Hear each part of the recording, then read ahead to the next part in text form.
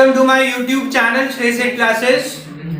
हमने एक चैप्टर किया हुआ है स्टार्ट, उस चैप्टर की आज एंडिंग है। Chapter is excess demand and deficient demand. इसमें हम टॉपिक पढ़ रहे थे measures to control excess demand. Excess demand का मतलब मैंने आपको बताया था कि अगर मार्केट में डिमांड जो है सप्लाई से ज्यादा है, उस सिचुएशन को मैं कैसे कंट्रोल कर सकता हूं। हमने पढ़ा था कि डिमांड अगर एक्सेस हो या कम हो, उसको कंट्रोल करने के लिए गवर्नमेंट जो है दो तरह की पॉलिसीज लगाती है। एक होती है फिस्कल पॉलिसी और एक होती है मॉनेटरी पॉलिसी। फिस्कल पॉलिसी में गवर्नमेंट अपने एक्सपेंडिचर और अपने रेवेन्यू के बारे में बात करती है। ठीक है, जब गवर्नमेंट अपने खर्चों के बारे में बात करती है, सोचे मार्केट में अगर डिमांड ज्यादा है, डिमांड तो गवर्नमेंट अपने खर्चे बढ़ाएगी या कम करेगी? कम करेगी, क्योंकि अगर उसने खर्चे बढ़ा दिए, पहले ही डिमांड ज्यादा है तो और डिमांड बढ़ जाएगी। उस डिमांड एक्सेस डिमांड को कंट्रोल करने के लिए गवर्नमेंट विल डिक्रीज, हेडिंग थी decrease in government spending. Government अपनी स्पेंडिंग कम कर देगी। क्लियर? दूसरी बात, अब रेवेन्यू यानी कि पैसा गवर्नमेंट कहां से कमाती है? टैक्सेस से। तो गवर्नमेंट को अगर एक्सेस डिमांड कंट्रोल करनी है तो वो टैक्सेस बढ़ाएगी या कम करेगी? बढ़ाएगी। क्यों? टैक्सेस बढ़ाते ही प्रोडक्ट्स महंगे हो जाएंगे और लोगों की डिस्पोजेबल इनकम कम हो जाएगी। टैक्स लगते ही इनकम कम हो जाती है, इनकम कम होगी तो एक्सेस डिमांड कंट्रोल हो जाएगी। तो लिखेंगे इंक्रीज इन टैक्सेस। ठीक है, फिर हमने पढ़ा था मॉनेटरी पॉलिसी में गवर्नमेंट दो तरह के मेजर्स लगाती है। मॉनेटरी पॉलिसी में गवर्नमेंट क्या करती है? मनी की सप्लाई को कंट्रोल करती है। क्या करती है? मनी की सप्लाई को कंट्रोल करते हैं। अब मनी सप्लाई कंट्रोल करने के लिए दो तरह के मेजर थे, एक थे क्वांटिटेटिव और एक थे क्वालिटेटिव। जो क्वांटिटेटिव मेजर थे वो क्या बताते थे? Volume of credit. क्या बताते थे हमें? यानी कि हमें उधार ज्यादा बांटना है या उधार कम बांटना है, उसकी वॉल्यूम क्वांटिटी बताते हैं। अब इसके लिए तीन तरीके फॉलो करे थे, bank rate and repo rate, open market operation, legal reserve requirements. अब ये जो बैंक रेट और रेपो रेट है, इसका मतलब क्या होता है? जब किसी कमर्शियल बैंक को सेंट्रल बैंक से लोन लेना पड़े, अगर किसी कमर्शियल बैंक को सेंट्रल बैंक से लोन लेना पड़े और वो लोन लिया है, वो लॉन्ग टर्म के लिए लिया है। किसके लिए लिया है? लॉन्ग टर्म के लिए लिया है, तो जो उस पे इंटरेस्ट जाएगा उसे बोलते हैं बैंक रेट। अगर वो लोन शॉर्ट टर्म के लिए लिया है, उस पे इंटरेस्ट जाएगा तो उसे बोलेंगे रेपो रेट। यानी कि रेट ऑफ इंटरेस्ट है ये। दोनों चीजें क्या है? Rate of interest. अगर शॉर्ट टर्म के लिए लिया तो रेपो रेट, लॉन्ग टर्म के लिए लिया तो बैंक रेट। किसने लिया? कमर्शियल बैंक ने सेंट्रल बैंक से। अब वो जो लोन ले रहे हैं उस पे रेट ऑफ इंटरेस्ट। मार्केट में अगर एक्सेस डिमांड है तो वो रेट ऑफ इंटरेस्ट बढ़ाना चाहिए या कम करना चाहिए? मार्केट में डिमांड ज्यादा है तो हमें रेट ऑफ इंटरेस्ट बढ़ा देना चाहिए। क्यों? डिमांड ज्यादा है, अगर मैं रेट ऑफ इंटरेस्ट बढ़ाऊंगा तो लोन लेना महंगा हो जाएगा, और लोन लेना महंगा हो जाएगा तो क्या लोग लोन लेंगे? नहीं लेंगे। तो मार्केट में जो एक्स्ट्रा सप्लाई थी पैसे की वो कंट्रोल हो जाएगी। समझ आ गई बात? तो एक्सेस डिमांड कंट्रोल करने के लिए दोनों चीजें इंक्रीज कर दी जाती है, increase in bank rate, increase in repo rate. Next is open market operation. ये बताया था मैंने आपको क्या होता है? Sale and purchase of securities by central bank in the open market. Purchase भी करते हैं, सेल भी करते हैं।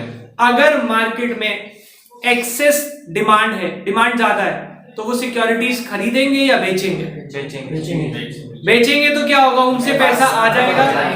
अब पब्लिक के पास पैसा नहीं होगा तो डिमांड जो एक्सेस आ रही थी वो कंट्रोल हो जाएगी। क्लियर हो गई बात? नेक्स्ट लास्ट किया था LRR।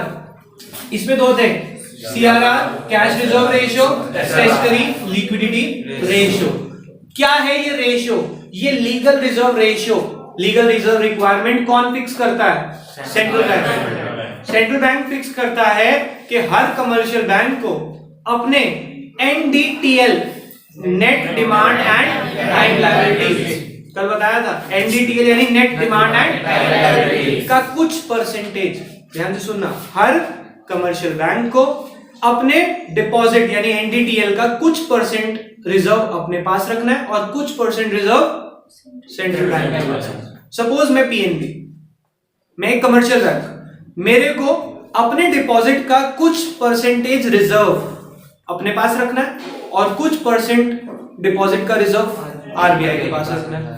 जो रिजर्व मैं अपने पास रखूंगा उसका नाम क्या होता है? SLR, स्टैट्यूटरी लिक्विडिटी रेशियो, और जो मैं सेंट्रल बैंक के पास रखूंगा उसको बोलते हैं कैश रिजर्व रेशियो।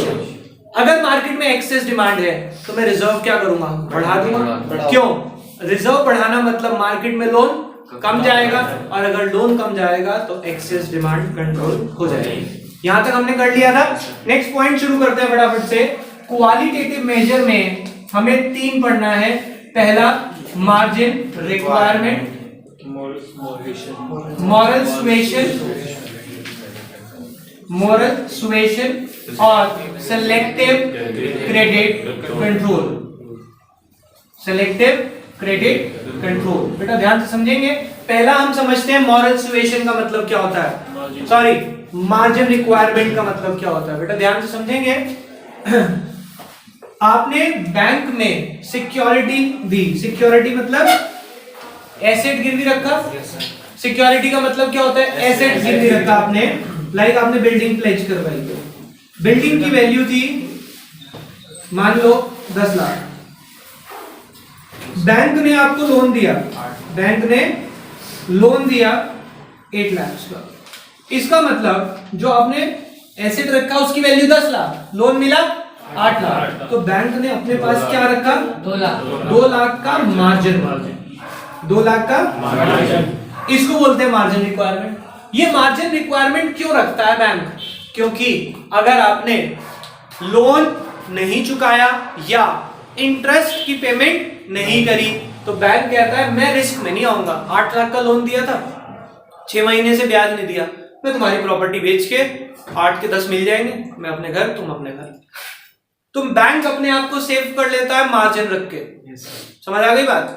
तो मार्जिन रिक्वायरमेंट का मतलब समझ आया आपको? अब ये जो मार्जिन रिक्वायरमेंट है, सोचे मार्जिन से क्या हुआ कि इतना परसेंट अपने पास रख के 20%, 10 लाख का 20% अपने पास रख लिया तो लोन कितना दिया?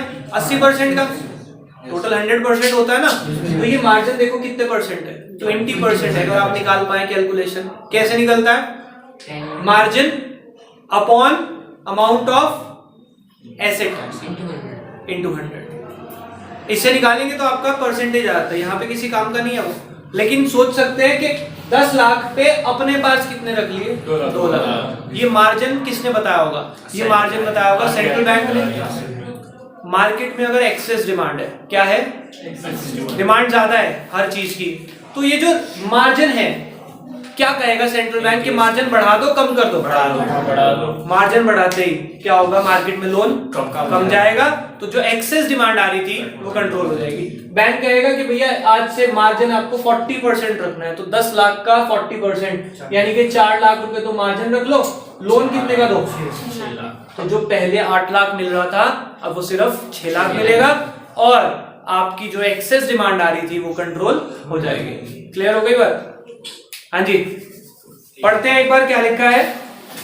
Increase in margin requirement. Margin requirement refers to, definition बहुत ध्यान से इधर देखेंगे, यहां से समझते हैं। Margin requirement refers to the difference between market value of security and the amount of loan. Market value of security कितनी थी? 10 लाख, और अमाउंट ऑफ लोन 8 लाख, तो उन दोनों के बीच में जो डिफरेंस है दैट इज मार्जिन। तो यही डेफिनेशन है यहाँ पे। अब पढ़ लें। Margin requirement refers to difference between market value of security offered and the value of amount lent, full stop.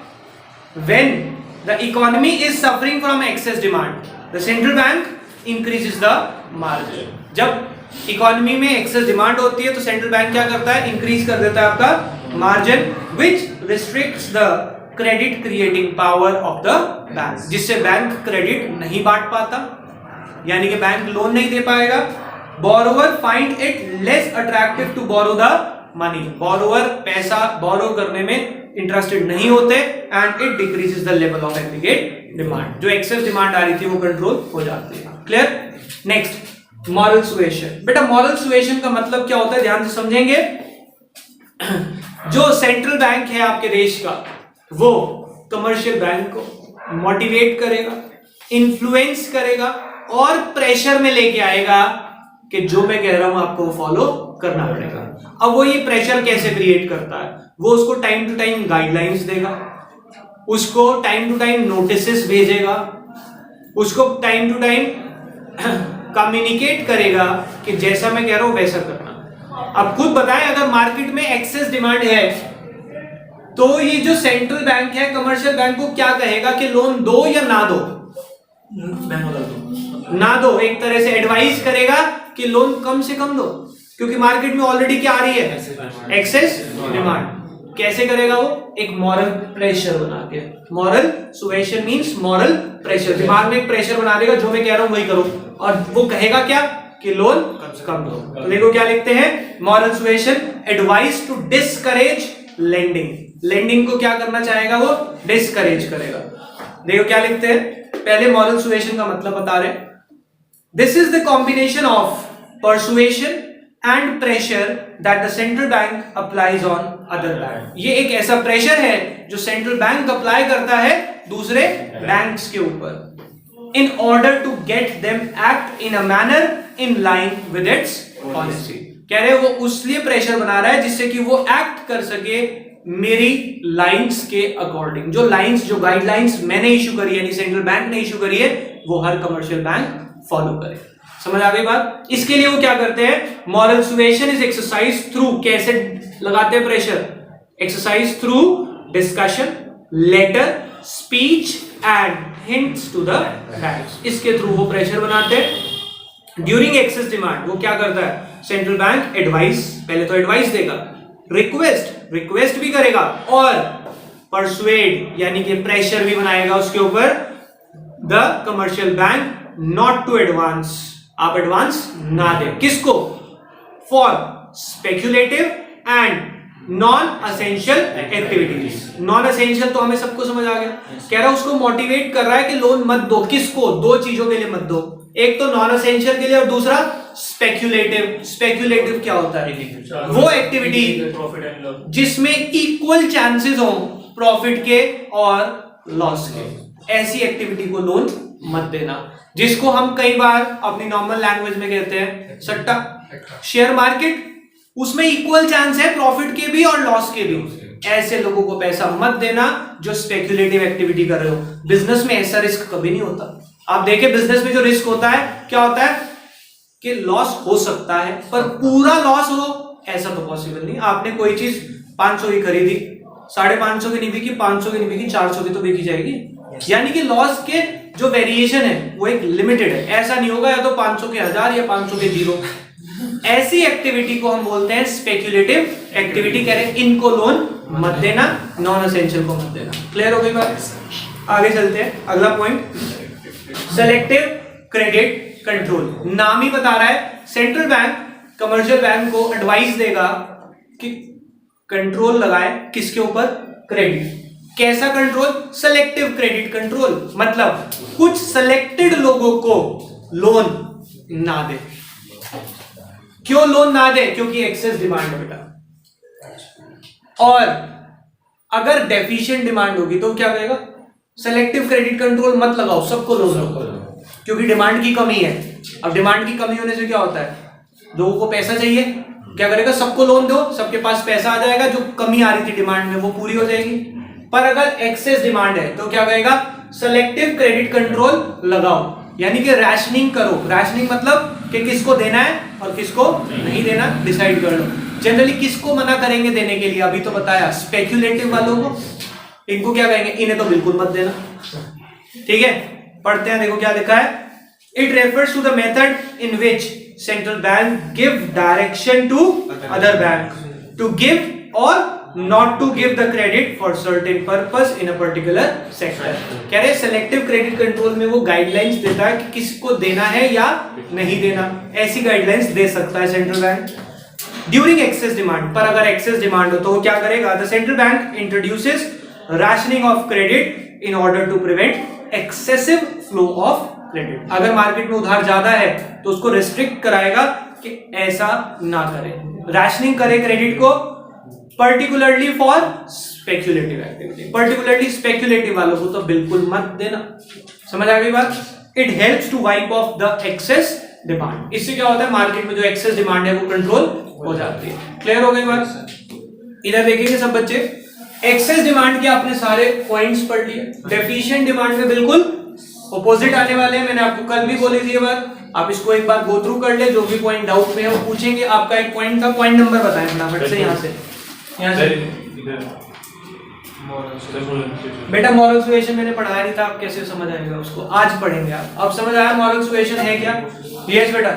हाँ जी सर, मार्जिन रिक्वायरमेंट हम उसमें डेफिसिट डिमांड में कम करेंगे, मार्जिन को रिड्यूस करेंगे। यस, ये जैसे रिड्यूस मार्जिन कितना है? 1 मिनट, यहाँ पे 2 लाख का मार्जिन है। अगर मार्केट में डिमांड कम है, डेफिशिएंट डिमांड है, तो बैंक कहेगा कि मार्जिन की रिक्वायरमेंट कम करो। 1 लाख पे ले आओ मार्जिन, पब्लिक को लोन मिलेगा 9 लाख का, पैसा आ गया, अपने आप डिमांड बढ़ जाएगी। तो बैंक किसी रिस्क में नहीं आएगा। बैंक रिस्क में नहीं आएगा बेटा, फिर भी 1 लाख रुपए बहुत होता है। अब वो 1 लाख का मार्जिन रखने के बाद ये कह रहा है सर बैंक का रिस्क बढ़ जाएगा। बैंक जो 6 महीने के लिए वेट कर रहा था ना प्रॉपर्टी बेचने के लिए, वो 3 महीने में बेच देगा अगर पैसे ना दिए तो वो वहां से भी तो अपने आप को सेव करेगा। वो प्रैक्टिकल चीज है। यस बेटा, आगे समझ। अब एक बार इस चैप्टर का बिल्कुल लास्ट पे आए, access demand and deficient demand in 3 sector model, in 3 sector economy. इधर देखेंगे बेटा, क्लिक करो फटाफट से, ध्यान से देखो बेटा। हमने पढ़ना है access demand and deficient demand in 3 sector model. इधर ध्यान से देखो बेटा, अभी तक इस यूनिट को जब मैंने स्टार्ट कराया था, मैंने आपको बताया था कि जो हमारा एग्रीगेट डिमांड है उसके 4 कंपोनेंट होते हैं। कौन कौन से? C plus I plus G plus X minus है, household, business firm, government और foreign sector. X minus M मतलब एक्सपोर्ट माइनस इंपोर्ट, जो फॉरेन सेक्टर होता है। एग्रीगेट सप्लाई जो इनकम के बराबर होती है वो 0 से शुरू होती है। एग्रीगेट डिमांड कभी 0 से शुरू नहीं होती क्योंकि इसमें कंजम्पशन आती है। ये मेरा एडी कर्व है बेटा। ये जो मेरा एडी था ये क्या था? C प्लस आई, क्योंकि मैं अपनी एडी को मानता था 2 सेक्टर मॉडल। अब मुझे पढ़ाना है 3 सेक्टर मॉडल। 3 सेक्टर मॉडल में मैं तीसरा सेक्टर जो ऐड कर रहा हूं दैट इज गवर्नमेंट सेक्टर। कि गवर्नमेंट भी अगर मैं इंक्लूड करूं तो मेरी एग्रीगेट डिमांड बेटा बढ़ जाएगी। क्या हो जाएगी मेरी aggregate demand? AD1 that is C plus I plus G। ये समझ आया?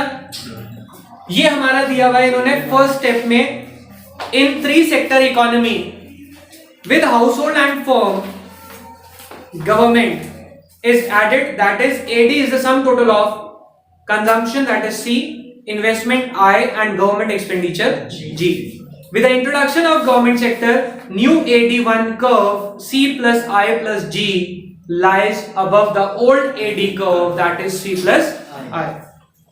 For simplicity हमने क्या माना है यहाँ पे? इधर देखें कि गवर्नमेंट का जो खर्चा है वो कितना है? कांस्टेंट। हमने क्या मान लिया? गवर्नमेंट का खर्चा कितना है? तभी तो ये इसकी पैरेलल हुई, क्योंकि इसके और इसके बीच में जो गैप है वो किसका है? गवर्नमेंट का खर्चा। और मैंने क्या माना? गवर्नमेंट का खर्चा हर लेवल पे सेम है। देखो ये लिखा है for simplicity it is assume that government expenditure is a constant amount. The new AD curve is parallel to old AD curve because at every level of output the vertical distance between them is G which is constant. समझ आ गई बात? कोई problem? ये मेरा आ गया AD curve in 3 sector model. Clear? अब इस 3 सेक्टर मॉडल में मुझे पढ़ना है क्या? एक्सेस डिमांड और डेफिशिएंट डिमांड। ध्यान से देखेंगे बेटा, Y X 0 ये मेरा AS एग्रीगेट सप्लाई, ये मेरा AD एग्रीगेट डिमांड जो कि 3 सेक्टर मॉडल का है, C प्लस आई प्लस जी। ठीक है, अगर मार्केट में एक्सेस डिमांड है, क्या है? Excess demand. अगर आप एक्सेस डिमांड को कंट्रोल करना चाहते हैं, गवर्नमेंट एक्सेस डिमांड को कंट्रोल करना चाहती है, गवर्नमेंट अपना खर्चा बढ़ाएगी कम करेगी? गवर्नमेंट अपना खर्चा कम करेगी। यानी कि गवर्नमेंट अगर अपना खर्चा कम करेगी तो एडी नीचे की तरफ मूव करेगा, तो मेरा एडी क्या हो जाएगा? AD is equal to C plus I क्या plus G minus delta G, क्योंकि गवर्नमेंट अपना खर्चा कम करेगी। डेल्टा का मतलब चेंज, वो चेंज इन गवर्नमेंट एक्सपेंडिचर मैंने माइनस करा दिया। चेंज कराते ही क्या होगा? एडी नीचे की तरफ मूव कर जाएगा। पढ़े एक बार, page number 9.10, remedy for excess demand. मिल गया? सब बच्चों को मिला? सेकंड हेडिंग है ये। ग्राफ समझ आया? देखो क्या लिखते हैं, to correct the problem of excess demand the aggregate demand has to be reduced by an amount. कितने से रिड्यूस करना पड़ेगा? By an amount equal to inflationary gap. कह रहे एक्सेस डिमांड से क्या जनरेट होता है बेटा? एक्सेस डिमांड से इन्फ्लेशन होती है, डिफ्लेशन होती है? इन्फ्लेशन। कह रहे जितनी महंगाई चल रही है ना, उतना खर्चा गवर्नमेंट को अपना कम करना पड़ेगा, जितना इन्फ्लेशनरी गैप है। Has to reduce its expenditure to the amount equal to inflationary gap, जो गैप आ रहा था उससे कम करेंगे। Is it okay? फिर इसके बाद ये ग्राफ समझ आ गया सब बच्चों को? अगर मैं कहूं कि मार्केट में क्या चल रही है हमारी? Deficient demand. ये मेरा एडी है, एडी क्या है? सी प्लस आई प्लस जी, क्योंकि 3 सेक्टर मॉडल पढ़ा रहा हूं आपको। डेफिशिएंट डिमांड है, डिमांड की कमी है, तो गवर्नमेंट क्या करेगी? अपना खर्चा बढ़ाएगी। और जब गवर्नमेंट अपना खर्चा बढ़ाएगी तो एडी ऊपर की तरफ मूव कर जाएगा। एडी1 इज इक्वल टू क्या हो जाएगा? सी प्लस आई प्लस जी प्लस डेल्टा जी। समझ आया? और गवर्नमेंट अपना खर्चा कितना बढ़ाएगी?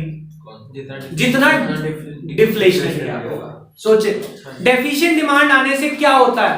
इन्फ्लेशन होता है, डिफ्लेशन होता है। डिमांड कम आ रही है तो मंदी आ जाती है मार्केट में। अब गवर्नमेंट को अपना खर्चा बढ़ाना पड़ेगा उसको सही करने के लिए, तो गवर्नमेंट कितना खर्चा बढ़ाएगी? जितनी कमी आ रही है। तो जिसको हम कहते हैं ये कितना बढ़ाएंगे? जितना मार्केट में डिफ्लेशनरी गैप है। Is it okay? यस। अब चेक करें एक बार, ये दिया हुआ है आपको page number 9.9 bottom. The deficient demand can be corrected by increasing the aggregate demand by an amount equal to deflationary gap. और इसका नेक्स्ट पेज पे आपका ग्राफ बना हुआ है। समझ आ गई बात? कोई प्रॉब्लम?